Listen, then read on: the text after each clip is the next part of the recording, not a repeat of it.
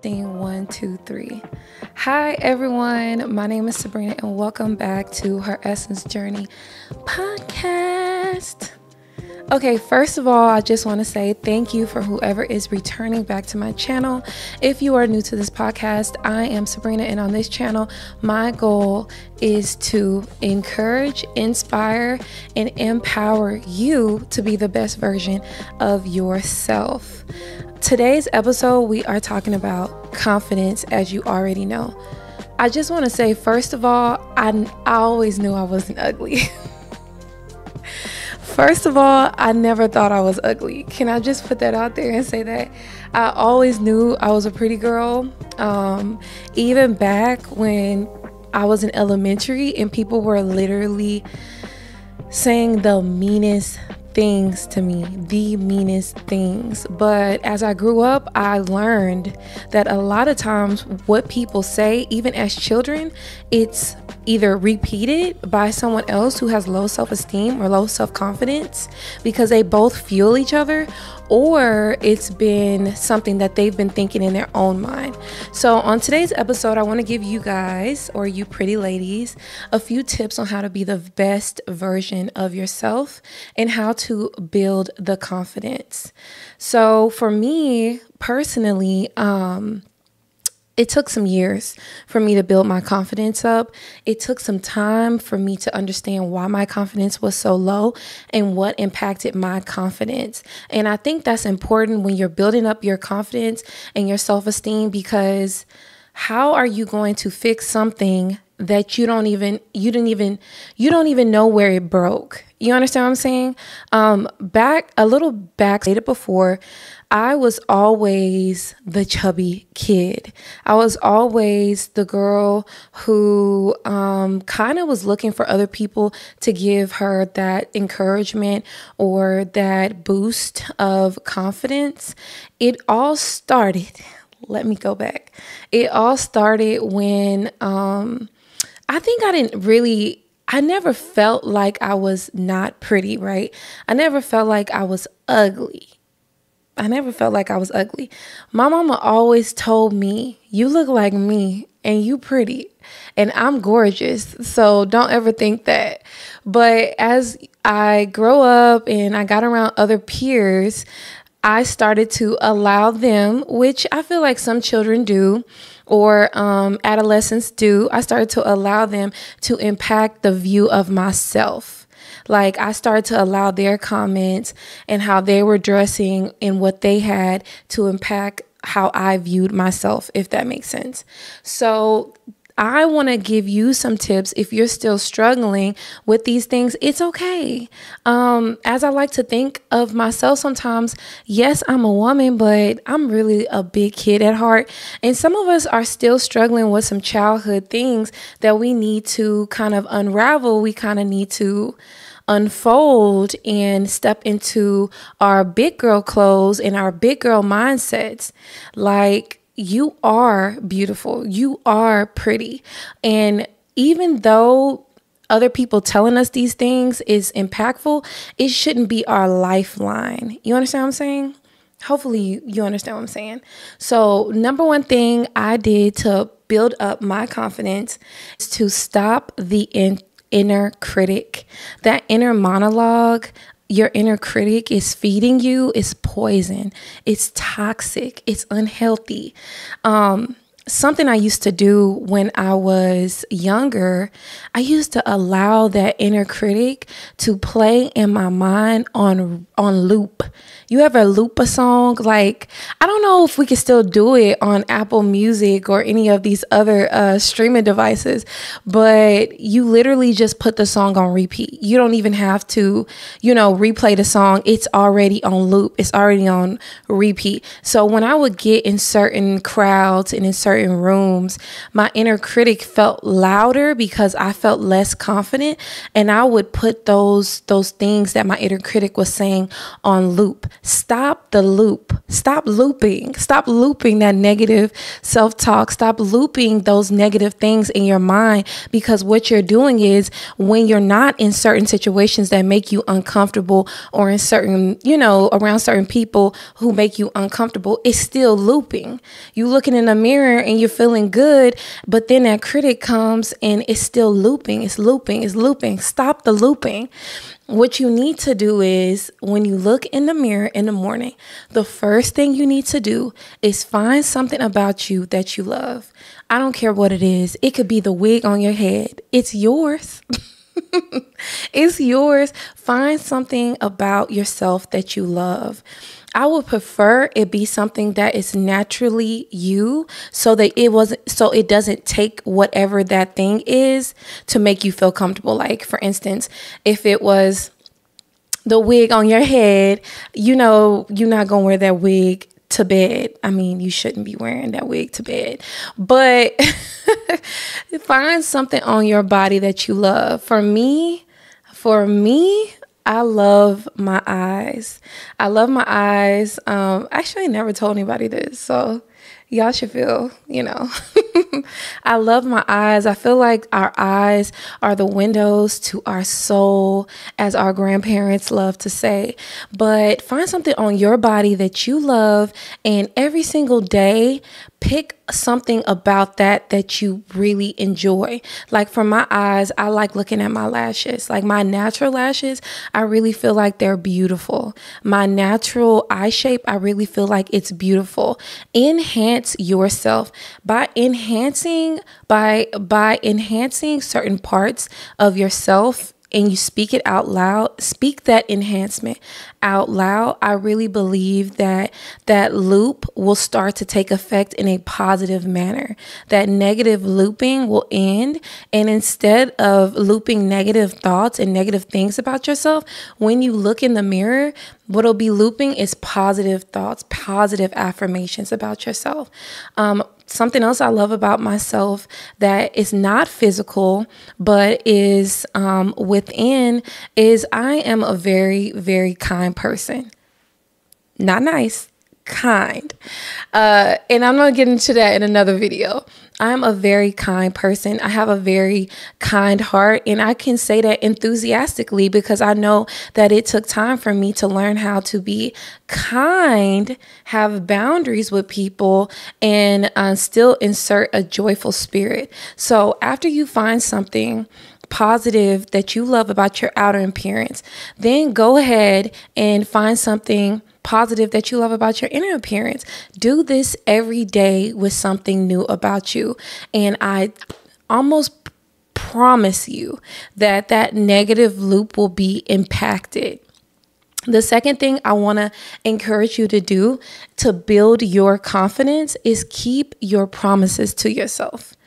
I remember I was in this relationship with this guy. Oh, Lord have mercy. And I'm bringing up relationships because that's the only thing I can think of right now. So I was in relationships with this guy, in a relationship with this man. And I remember I used to be so frustrated that he would never keep his word. And I literally started thinking to myself, is it me? Is it because of me he's not keeping his word? Is it something about me? No, it's not me. It's him. 9 times out of 10, people who do not keep their words to others, they do not keep their word to themselves. And I'm not saying you have to be perfect. No one's perfect, but I'm saying that make every opportunity to keep your word to yourself. So if you say tomorrow morning, I'm going to the gym, plan to go to the gym tomorrow morning. No excuses. Plan. Because what is that saying? If you do not make a plan, you plan to fail. Something like that. Y'all know what I'm saying. So Something that I've done for myself to encourage myself is if I say I'm going to do something right then and there, I take a note, I make a note of it. I put it in my calendar. I already start putting in places to do it. And even if you're driving, because somebody might say, oh, I be thinking of stuff that I plan to do, but I be busy doing something else. We have 24 hours in a day. Just stop what you're doing, pause what you're doing. Even if it's like a one-step plan, make a plan to do what you said you were going to do. If you do not keep if you do not keep promises to yourself, I am a firm believer that your body remembers it. Your mind and your body takes note that you normally fail yourself. I want you to sit with that normally no one is failing you more than you. So make a plan, stick to it, keep doing that on repeat, and keep your promises to yourself. And I promise you, it's going to build your confidence. Stop relying. Number 3. Stop relying on other people's compliments and encouragement, like relying as if it's a lifeline. Stop relying on other people's narrative to paint your narrative. Something I said I did when I was younger, I used to always believe what people said about me. And even if I didn't believe it in totality, I believed some of it. Listen, as young women, as women in general, young, old, you pick out what you want to believe. If somebody tells you the sky is blue, just blue, no other gradients, just blue, and you look up and you say, well, the sky is kind of like, it's light blue, it look a little yellow, it looks, I see some hues. You can pick out what you believe somebody thinks about you, or you can just scrap the whole thing. At the end of the day, they don't pay your bills. At the end of the day, they do not pay your bills.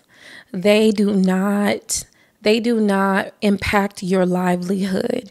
And if they do pay your bills, and if they do impact your livelihood, and if it's like your boyfriend or your husband or someone that you're living with and you deem them, super important in your life, and they're feeding you negative things, toxic things that is worsening your self-confidence, then maybe you need to reevaluate if they should be in your life or not.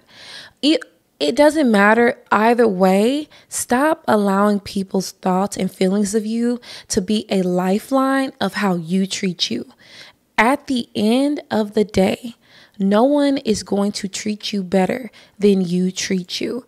I know there's a bunch of gurus out there who say that there is somebody in the world who's going to make you feel so amazing, like you've never felt before. That should be you.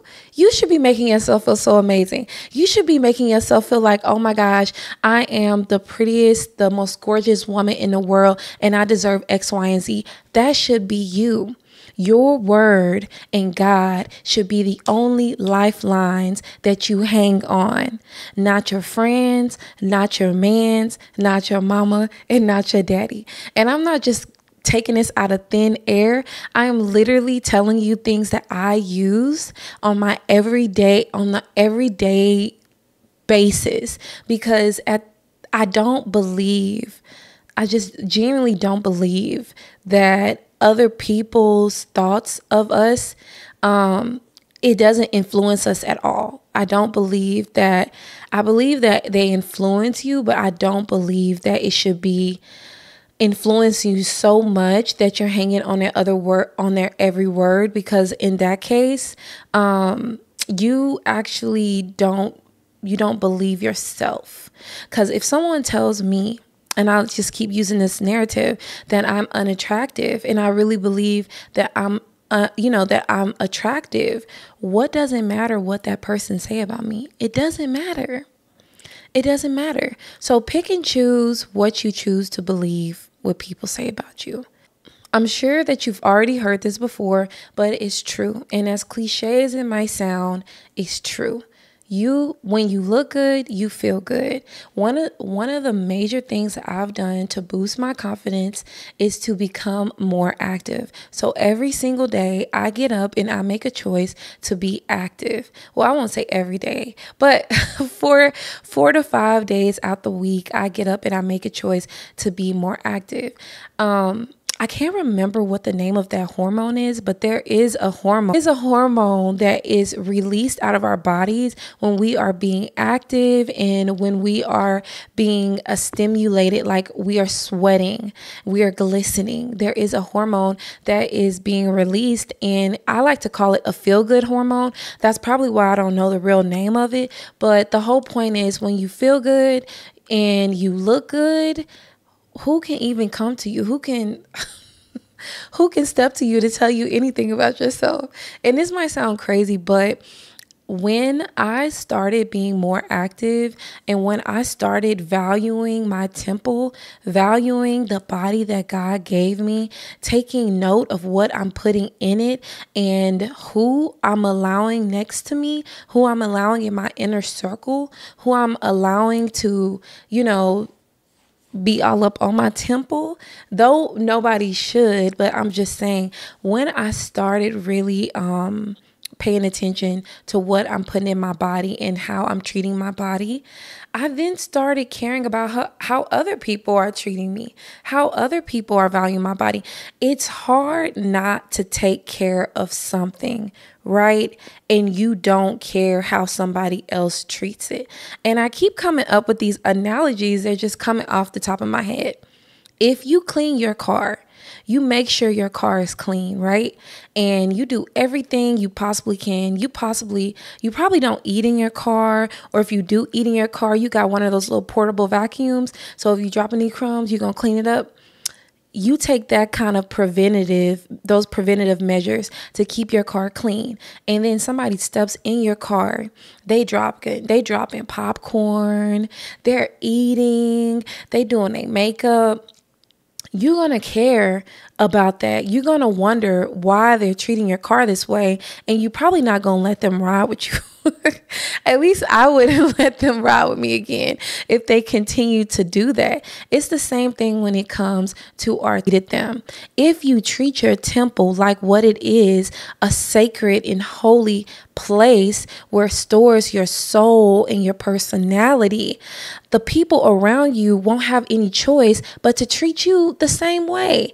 When they see you, and they don't even know you that deep, but they see that you put together, they see that you look good, you smell good, you look nice. So why wouldn't they treat you like you deserve to be treated? I mean, there are some reasons why they wouldn't, but what I'm saying is the standard is up there. There are some standards now.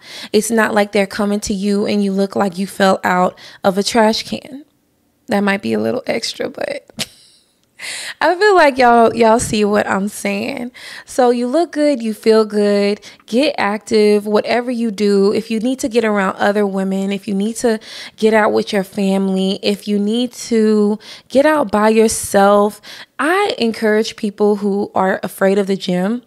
I've never been afraid of the gym, but I've talked to women who are afraid to go to the gym by themselves.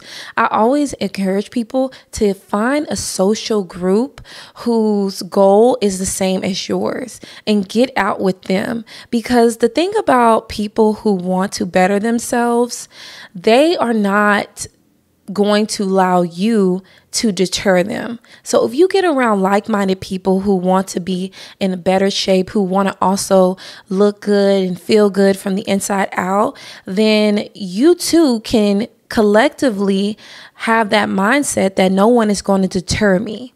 I hope that helps somebody, because yeah. And this is the grand tip.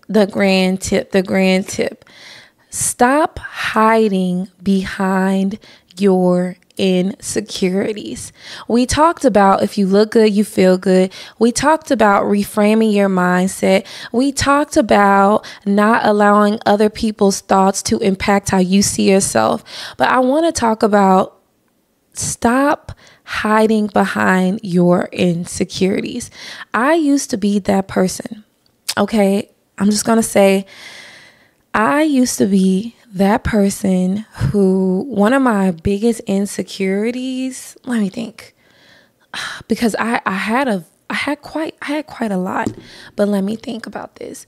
One of my biggest insecurities used to be being seen. There we go. One of my biggest insecurities used to be being seen.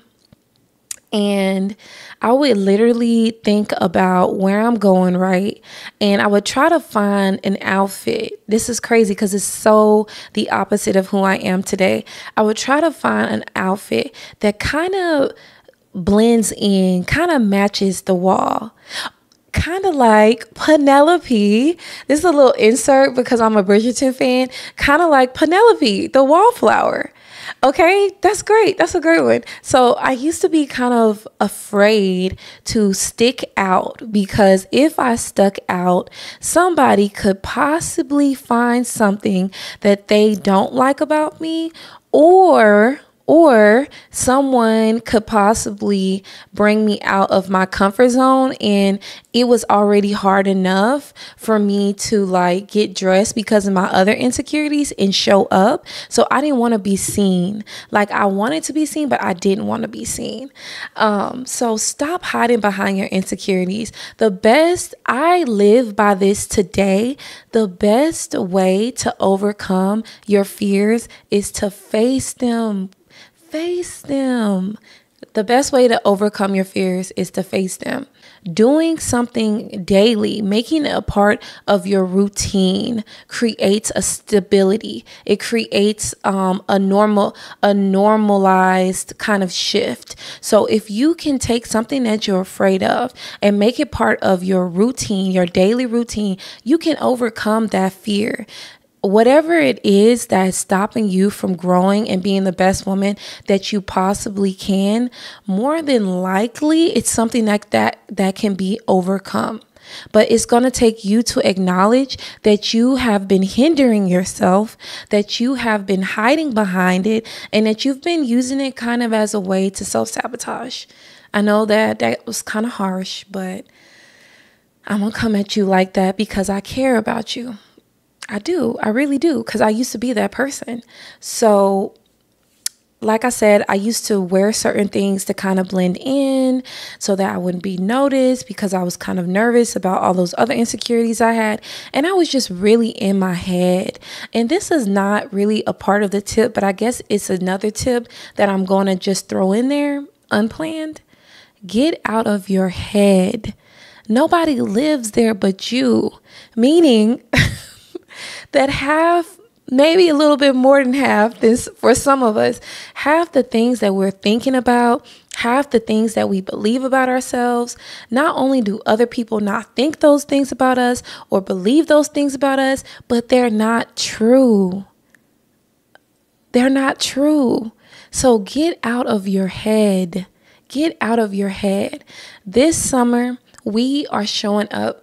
We are going to be seen. We are going to know and believe that we're beautiful. The reason that you're watching this video today is because you inspire to be a better version of yourself. You know that there is a problem. You know that there's something that you want to work on, but you don't know what it's going to take for you to do that. So I want to encourage you to, number one, find something within yourself that you know and I know that it is inherently God, that God made you this way naturally, and enhance that in your mind, enhance that in your aura. I sincerely believe that if you don't know who you are and whose you are, nothing I say or nothing anyone else say will ever matter. So I want to talk about, or I should say, I just want to drop this scripture. It's in Psalms 139:14. It says, I praise you because I am fearfully and wonderfully made. Your works are wonderful. I know that full well. He said, I praise you because I am fearfully and wonderfully made.